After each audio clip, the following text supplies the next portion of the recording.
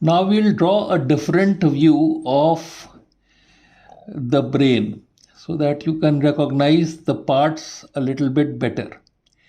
So you remember that we had these fibers going from one hemisphere to another hemisphere, and the septum lucidium and the fornix and the two thalamus like this, and the caudate nucleus like this, and the lentiform nucleus like this. So you remember that. Now we'll look at the brain, we'll look at this brain from this side, from the medial side. Okay, so here you see this corpus callosum like this. So these fibers are not really straight. If you cut it from there, you are seeing them from going right to left. But here they have been sectioned. And this is how you see this set of white fibers which connect the left and the right side of brain. Here you see the fornix, this fornix like this. And in the center you see a septum which is called the septum lucidium. Now behind the septum lucidium you see the thalamus, which has a lateral and a medial geniculate body behind. This end goes and creates a hypothalamus. This is the thalamus, this is the hypothalamus, and this is the infundibulum of the pituitary gland, and here you have the pituitary gland. From here you have the cerebral peduncle of the midbrain. Behind you would find, parallel to the pituitary body, the pineal body, and then you have the superior and the inferior colliculus of the midbrain. From here you have the pons going into the medulla oblongata.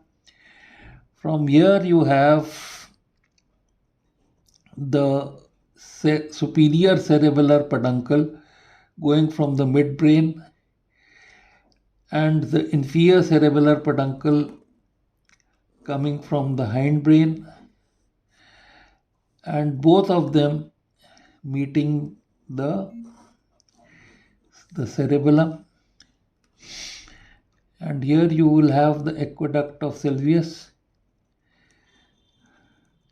and this is the fourth ventricle.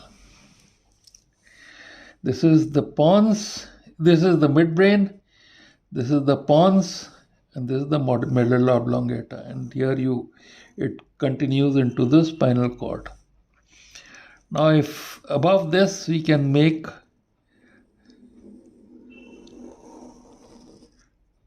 the cortex, we have made the medial view of the brain.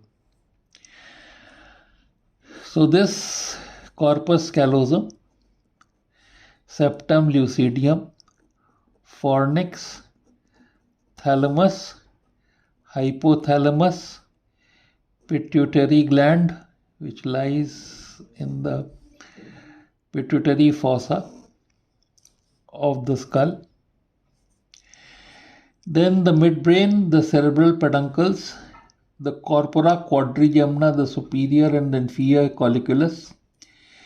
The fibers from the superior colliculus go to the lateral geniculate body of the thalamus, and from the inferior colliculus to the medial geniculate body of the thalamus. Superior colliculus optic fibers go to the lateral geniculate body, and the inferior colliculus go to the medial geniculate body. Then out of the three peduncles connecting the pons, the midbrain, and the medulla, you don't see the pedicle of the pons connecting the cerebellum. So you have the superior cerebellar peduncle and the inferior cerebellar peduncle, and the middle cerebellar peduncle you are not really seeing because it's coming from the pons. Here you have the fourth ventricle, and at the junction of the pons and the medulla, at junction of the pons and the medulla, you have a projection here, which is the projection of the facial nerve coming out like this, around which the sixth nerve is arising and going like this. So this is called as the facial colliculus, and you would be able to distinguish the medulla from the pons by this facial colliculus if you are looking from this side. So this is the medial surface, sagittal section of the brain. Okay, now we'll give you another concept, and that concept is that we will take off the cerebral cortex and tell you that this thalamus is held by the caudate nucleus in this manner,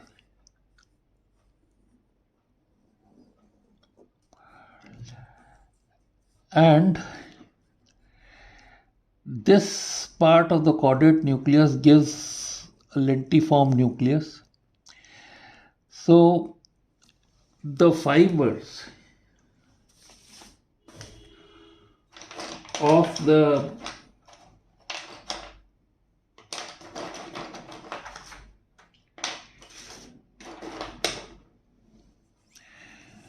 capsule, which are coming out from the cerebral cortex, will pass like this, and this is the internal capsule. So this is the lentiform nucleus, this is the caudate nucleus. All this is lying lateral to the thalamus. So it is like a hand holding the bunch of flowers. It's like this. So these fibers are passing like this. So here you have the caudate nucleus, here you have the tail of the caudate nucleus, and here you have a lentiform nucleus which is sort of bending these fibers like this, so that they have an anterior limb, a posterior limb, and a bend which is called as the genu.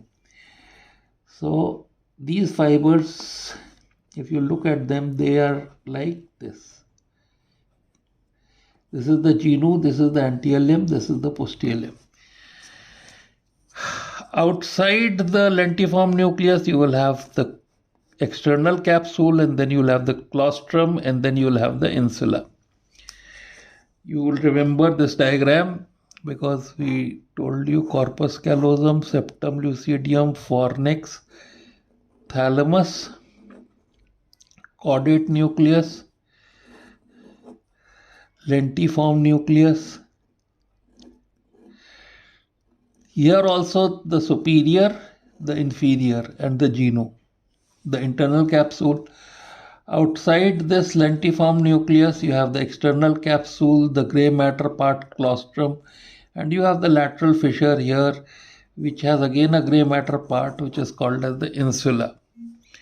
So this diagram you must remember as to how the caudate nucleus holds the fibers which are descending from the cortex and going to the cerebral peduncle of the midbrain in this form, which are pushed medially by this projection of the lentiform nucleus, as a hand would hold a bunch of flowers. So this is corona radiata, and this is the internal capsule. Outside you will have the external capsule, you will have a mass which is the claustrum, and then you will have the fissure giving rise to another mass after the external capsule, which is the insula. So these two diagrams you must remember now. This one and that one. Okay.